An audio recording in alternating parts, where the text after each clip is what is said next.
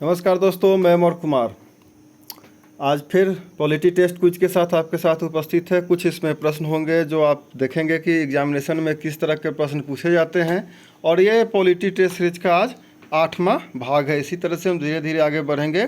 तो पहला प्रश्न है, भारत में उच्च न्यायालय के न्यायाधीश के संदर्भ में निम्नलिखित कथनों में से कौन सा सही है?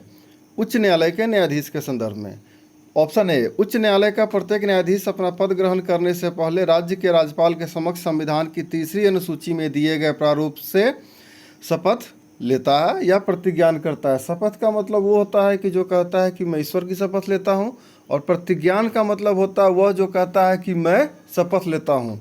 ठीक है, यानी इसमें ईश्वर शब्द का इस्तेमाल ना किया जाता हो। बी, प्रत्येक न्यायालय का न्यायाधीश 6 वर्ष या 62 वर्ष की आयु जो भी पहले हो तक पद धारण करेगा। सी, उच्च न्यायालय के किसी न्यायाधीश की आयु के संबंध में कोई प्रश्न उठता है तो उस प्रश्न का निर्णय राष्ट्रपति भारत के मुख्य निर्वाचन आयुक्त के परामर्श से करने के बाद करेगा और उसका अंतिम निर्णय होगा। डी, उच्च न्यायालय के न्यायाधीशों के वेतन और भत्ते पेंशन राज्य की संचित निधि पर भारित होते हैं। पूछ रहा है कि कौन सा ऑप्शन सही है। ठीक है, ऐसे इसका जवाब मैं इससे पहले बताऊं तो आप अगर चैनल पहली बार देख रहे हैं तो काइंडली चैनल को सब्सक्राइब करें, वीडियो को लाइक करें और इसे अपने दोस्तों के साथ शेयर भी करें। और इसका सही आंसर है ए, यानी कि ए इसका ऑप्शन सही है। इसके लिए आप आर्टिकल 219, 217, 221 देख लेंगे तो आपको बाद बाकी जो 3 इसके बचे हुए ऑप्शंस हैं वो क्लियर हो जाएंगे। ठीक है, आगे बढ़ते हैं। अगला प्रश्न है, निम्नलिखित कथनों पर विचार कीजिए। भारत में उच्च न्यायालय के न्यायाधीश को हटाने की रीति उच्चतम न्यायालय के न्यायाधीश को हटाने की रीति के समान है। दूसरा, उच्च न्यायालय का कोई अस्थायी न्यायाधीश अपने पद से सेवानिवृत्ति के पश्चात भारत के किसी भी न्यायालय या किसी प्राधिकार के समक्ष अभिवचन या कार्य नहीं कर सकता। अभिवचन का मतलब है कि practice, as a lawyer practice नहीं कर सकता है। को बताना है कि इसमें से कौन सा कथन सही है। तो इसमें से पहला ही कथन सही है, दूसरा गलत है। ठीक है, इसके लिए भी आप आर्टिकल 220, 217 आप चाहे तो इसे देख सकते हैं। अगला प्रश्न पे आते हैं। अगला प्रश्न है, निम्नलिखित कथनों पर विचार कीजिए। उच्च न्यायालय के अधिकारियों और सेवक के वेतन व भत्ते राज्य की संचित निधि पर भारित होते हैं, जबकि उनकी पेंशन भारत की संचित निधि पर। दूसरा, उच्च न्यायालय के अधिकारियों एवं सेवक की नियुक्ति उस उच्च न्यायालय का मुख्य न्यायाधीश राष्ट्रपति के पूर्व परामर्श के बाद करेगा। आपको बताना है कि इसमें से कौन सा ऑप्शन सही है। तो इसमें से किसी भी प्रकार के ऑप्शन सही होने का उम्मीद नहीं है। आते हैं अगले प्रश्न की ओर, क्योंकि जब आप आर्टिकल 229 पढ़ेंगे तो उच्च न्यायालय के अधिकारियों और सेवकों की नियुक्ति और वेतन भत्ते के संबंध में प्रावधान किया गया है। ठीक है, अगला प्रश्न है, उच्च न्यायालय के क्षेत्राधिकार के संदर्भ में निम्नलिखित पर विचार कीजिए। पहला, परामर्श संबंधी क्षेत्राधिकार। दूसरा, प्रारंभिक क्षेत्राधिकार। तीसरा, निरीक्षण संबंधी क्षेत्राधिकार। चौथा, अपीलीय क्षेत्राधिकार। उपयुक्त में से कौन से क्षेत्राधिकार उच्च न्यायालय के क्षेत्राधिकार के अंतर्गत नहीं आते हैं? तो 2, 3, 4 नहीं आते हैं। यानी परामर्श संबंधी क्षेत्राधिकार जो है वो उच्च न्यायालय के अंतर्गत नहीं आते हैं। 2, 3, 4 आते हैं। जब किसी उच्च न्यायालय का मुख्य न्यायाधीश प्रशासनिक हैसियत से काम करता है तो वह अधीन होता है। ए, उच्च न्यायालय के अन्य न्यायाधीशों में से किसी भी रिट अधिकारिता के, भारत के मुख्य न्यायाधीश द्वारा प्रयुक्त विशेष आमंत्रण के। सी, राज्य के राज्यपाल की विवेक शक्तियों के।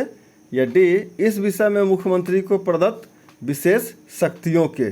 ऑप्शन प्रश्न है कि किसी उच्च न्यायालय का मुख्य न्यायाधीश प्रशासनिक हैसियत से काम करता है तो वो किसके अधीन आता है?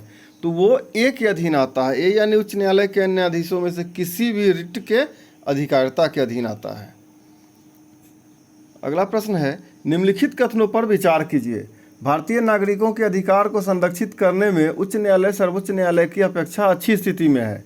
दूसरा, सर्वोच्च न्यायालय केवल मौलिक अधिकारों के संरक्षण के लिए परमादेश जारी कर सकता है। तो उपयुक्त में से कौन सा कथन सही है? तो ये दोनों कथन सही है। अगला प्रश्न, निम्नलिखित में से कौन किसी उच्च न्यायालय की अधिकारिता का किसी संघ राज्य क्षेत्र पर विस्तार या उसके अपवर्जन करता है? ऑप्शन है पहला संसद विधि द्वारा, दूसरा जिस राज्य में उच्च न्यायालय स्थित है वहाँ का विधानमंडल, सी भारत के राष्ट्रपति द्वारा, या डी उस राज्य का राज्यपाल जिस राज्य में उच्च न्यायालय स्थित हो। तो केवल विकल्प ए सही है। इस संदर्भ में आप आर्टिकल 230 पढ़ लेंगे। अगला प्रश्न, जिला न्यायाधीश के संदर्भ में निम्नलिखित में से कौन सा कथन सही नहीं है? जिला न्यायाधीश जिले का सबसे बड़ा न्यायिक अधिकारी होता है। बी, जिला न्यायाधीशों की नियुक्ति, पदस्थापना व पदोन्नति भारत के राष्ट्रपति द्वारा राज्य के उच्च न्यायालय के परामर्श से की जाती है। सी, ऐसे व्यक्ति को जिला न्यायाधीश नियुक्त किया जाता है जो केंद्र या राज्य सरकार में किसी में भी सरकारी सेवा में कार्यरत ना हो। या डी, जिला न्यायाधीश नियुक्त होने के लिए व्यक्ति के पास कम से कम 7 वर्ष का अधिवक्ता का अनुभव हो। पूछ रहा कौन सा ऑप्शन सही नहीं है? तो बी ऑप्शन सही नहीं है, क्योंकि इनकी नियुक्ति, पदस्थापना, प्रोन्नति में भारत के राष्ट्रपति द्वारा राज्य के उच्च न्यायालय से परामर्श नहीं की जाती है। इस पर मेरा एक वीडियो बना हुआ, आप चाहे तो वहाँ जाके देख सकते हैं। उतना समय नहीं है तो कम से कम आर्टिकल 233 जरूर पढ़ ले, आर्टिकल 233। अगला प्रश्न, भारत के संविधान के अनुसार निम्नलिखित में से कौन जिला न्यायाधीश की अभिव्यक्ति के अंतर्गत सम्मिलित नहीं होता है? ए, मुख्य प्रेसिडेंसी मजिस्ट्रेट, बी, सेशन न्यायाधीश, सी, अधिकरण न्यायाधीश, या डी, लघुवाद न्यायालय का मुख्य न्यायाधीश। तो कौन जिला न्यायाधीश की अभिव्यक्ति के अंतर्गत शामिल नहीं होता है? इसमें है अधिकरण न्यायाधीश। अधिकरण का मतलब ट्रिब्यूनल जजेज। अगला प्रश्न, लोक अदालत के संदर्भ में निम्नलिखित कथनों में से कौन सा कथन सही है? लोक अदालत की अधिकारिता मुकदमा दायर करने से पहले ही मामलों का निपटारा करने की है, उन मामलों में नहीं जो किसी न्यायालय में लंबित हो। अगला ऑप्शन बी, प्रत्येक लोक अदालत में केवल सेवारत या सेवानिवृत्त न्यायिक अधिकारी ही नियुक्त हो सकते हैं। सी, लोक अदालतों में ऐसे मामले का निपटारा नहीं कर सकती जो सिविल एवं आपराधिक प्रवृत्ति के हो। डी, लोक अदालत द्वारा दिया गया फैसला अंतिम तथा सभी पक्षों पर बाध्यकारी होगा तथा इस फैसले के विरुद्ध किसी न्यायालय में कोई अपील नहीं होगी। इसमें से पूछ रहा है कि कौन सा ऑप्शन सही है? तो केवल और केवल डी सही है। अगला प्रश्न, भारत में परिवार न्यायालय के संदर्भ में निम्नलिखित में से कौन सा कथन सही नहीं है? ए, परिवार न्यायालय की स्थापना के लिए परिवार न्यायालय अधिनियम 2005 पारित किया गया। बी, परिवार न्यायालय की स्थापना का प्रावधान राज्य सरकार उच्च न्यायालय की सहमति के आधार पर करती है। सी, राज्य सरकार 1 लाख से अधिक जनसंख्या वाले प्रत्येक नगर में परिवार न्यायालय स्थापित करने के लिए बाध्य है। या डी, परिवार न्यायालय की अपील उच्च न्यायालय में की जा सकती है। इसमें से पूछ रहा कौन सा ऑप्शन सही नहीं है? तो ए ऑप्शन सही नहीं है। मैं इसका आंसर बता दूं, परिवार न्यायालय की स्थापना के लिए परिवार न्यायालय अधिनियम 1984 में पारित किया गया था, 1984 में। अगला प्रश्न, ग्राम न्यायालय अधिनियम 2008 के संदर्भ में निम्नलिखित कथनों पर विचार कीजिए। इसका उद्देश्य नागरिकों को उनके द्वार पर न्याय सुलभ कराना है। दूसरा, ग्राम न्यायालय एक मोबाइल कोर्ट है। तीसरा, ग्राम न्यायालय को केवल दीवानी न्यायालय की शक्ति प्राप्त है। चौथा, प्रत्येक पंचायत के लिए ग्राम न्यायालय की स्थापना की जाएगी। क्वेश्चन है कि कौन से कथन इन समूह में से सही है? तो भैया 1, 2, 4 सही है, तीसरा नहीं है। अगला प्रश्न, भारत के संविधान में भाग 12 में संघ और राज्यों के बीच विधायी संबंधों का उल्लेख किया गया है। राष्ट्रपति को यह शक्ति है कि संघ राज्य क्षेत्र अंडमान एवं निकोबार द्वीप समूह, लक्षद्वीप, दादर एवं नागर हवेली तथा दमन एवं दीव के संबंध में संसद के किसी अधिनियम को निरसित या संशोधित कर दे। सी, राज्यपाल को यह शक्ति है कि वह संसद के किसी विधेयक को सूचीबद्ध क्षेत्र में लागू न करे या कुछ संशोधनों के साथ लागू करे। डी, असम के राज्यपाल को यह शक्ति है कि संसद के किसी विधेयक को जनजातीय क्षेत्र यानी स्वायत्त जिले और जनजातीय क्षेत्र के संबंध में आर्टिकल 244 पढ़िएगा, बहुत इंटरेस्टिंग है। अभी देश में इस पे विवाद चल रहा है, झारखंड में भी और असम में भी। फिलहाल स्वायत्त जिले में लागू न करने या कुछ विशिष्ट संशोधनों के साथ लागू करे। और पूछ रहा कौन सा कथन सही नहीं है, तो यह पहला कथन जो है वो सही नहीं है। ठीक है, अगले प्रश्न की ओर आते हैं। निम्नलिखित में से किस आधार पर संघ और राज्यों के बीच संबंध निर्भर करते हैं? पहला संवैधानिक प्रावधानों के आधार पर, दूसरा नियोजन प्रक्रियाओं के आधार पर, तीसरा न्यायिक व्याख्याओं के आधार पर, चौथा परंपराओं तथा व्यवहारों के आधार पर। इसमें से पूछ रहा है कि कौन सा उत्तर सही है, तो सारे उत्तर सही है। अगला प्रश्न, निम्नलिखित में कौन सा युग्म सही सुमेलित है? आप वीडियो को रोक करके इसे देख लेंगे कौन कहाँ पे किसके साथ इसमें अटैच है। मैं इसका आंसर बता दूं, केवल 1 और 3 राज्य सूची में कुछ विषय परिवर्तित किए गए हैं।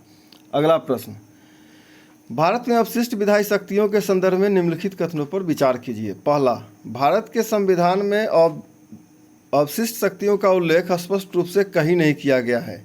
दूसरा, भारत शासन अधिनियम 1935 में अवशिष्ट शक्ति भारत के गवर्नर जनरल में निहित थी। तीसरा, भारत के संविधान में अमेरिकी संविधान की भांति अवशिष्ट शक्तियाँ केंद्र में निहित है। पूछ रहा है कि कौन सा कथन सही है, तो केवल दूसरा कथन सही है। अगला प्रश्न, भारत का संविधान संसद को राज्य सूची के विषय में विधि बनाने की शक्ति सौंपता है। पहला, राज्यसभा में उपस्थित और मत देने वाले सदस्यों में से कम 1/3 सदस्यों के बहुमत द्वारा संकल्प पारित किया गया है। दूसरा, राष्ट्रीय आपात की उद्घोषणा प्रवर्तन में रहने पर। तीसरा, कम से कम आधे राज्य के विधानमंडल प्रस्ताव पारित करे कि राज्य सूची में विधि बनाई जाए। चौथा, अंतर्राष्ट्रीय करारों को प्रभावी करने के लिए। अंतर्राष्ट्रीय करार मतलब इंटरनेशनल एग्रीमेंट। अब प्रश्न है कि इनमें से चारों में से कौन सा कथन सही है, तो दूसरा और चौथा कथन सही है। इसलिए कि जब आर्टिकल 249 आप पढ़ेंगे ऑप्शन 1 के मामले में, तो यहाँ पे लिखा गया है कि कम से कम 1/3 जो ऑप्शन है वो होता है कम से कम 2/3। ठीक है, और बाद बाकी आगे आप समझेंगे।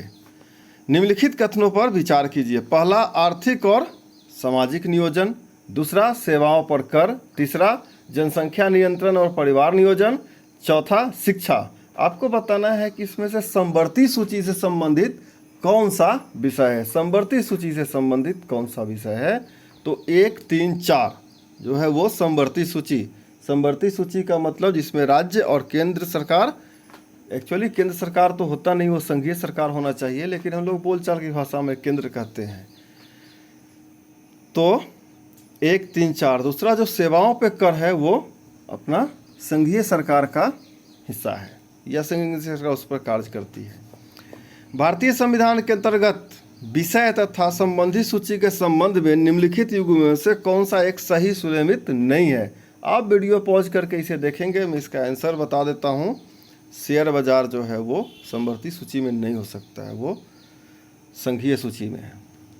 भारतीय संविधान में राज्य सूची में निम्नलिखित में से कौन सा एक शामिल नहीं है राज्य सूची के संबंध में।